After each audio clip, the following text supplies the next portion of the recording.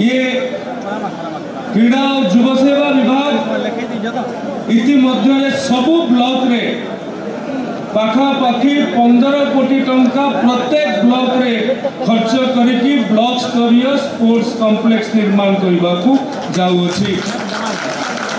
ता भितरे आज जामरदा ठारे पाखापाखि 8 कोटी टंका व्यय आमे स्पोर्ट्स स्टेडियम निर्माण करने को जाउछंदी एवं बरगढ़ माटी कला संस्कृति ऐतिह्य परंपरा को उज्जीवित कर रखिबार माटी आज 1,45,00,000 टंका व्यय बरगढ़ रे संस्कृति भवन मध्य शिलान्यास करा जाइछि।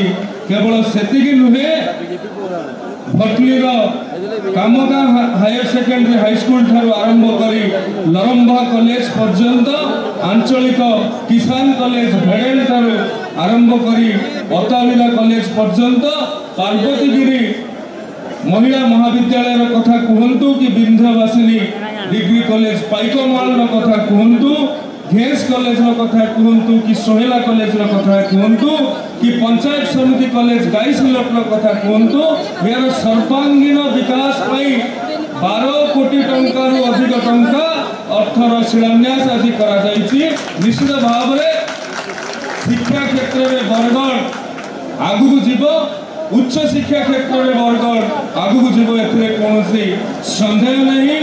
माननीय विधायक बरगढ़ आज एक गुरुत्वपूर्ण कथा रखिछन्ति एवं सी जो स्थान टोरा